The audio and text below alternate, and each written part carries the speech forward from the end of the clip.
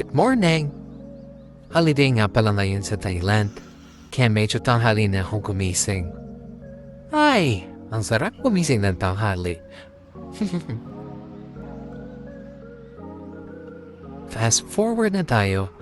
Inaya ko si hubby lumabas. Sabi ko gusto ko mamunta dito sa coffee shop na lagi ko nadadaanan kapag nagmamotor ko papaso.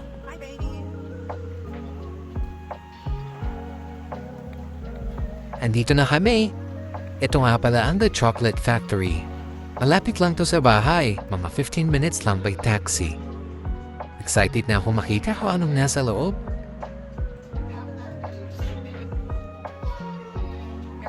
Christmas na nga.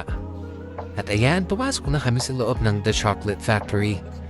At of course, napakaraming chocolates. Super cute! Iba't ibang kulay at iba't ibang shapes and sizes. Grabe, sobrang dami. Meron pa dun sa may likod.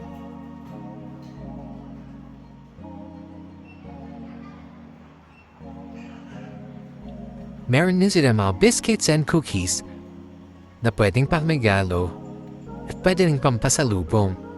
Gaganda ng mga packaging. At mukhang masasarap lahat.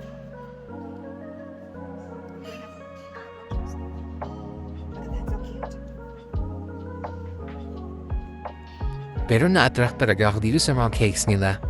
Ang gaganda at mukhang masasarap lahat. Dahil lunchtime na kami nagpunta dito ni Hubby, dito na rin kami nag-lunch. Ang dami naming gutom. Nag-order na nga kami at after a few minutes dumating na siya. Ito nga pala yung salmon curry. Ang anghang pero masarap.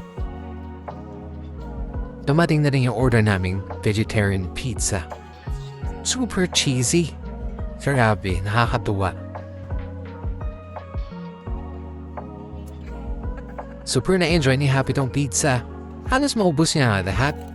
Parang 2 slices lang yung nakain ko. Dumating na rin pala tong drinks namin. Habang hinahalo ko nga ito, iniisip ko Steven Bansil. Parang gusto kong gayahin yung office area. Kaso nakakahiya, ang dami kasing tao. Yun lang. Bye-bye!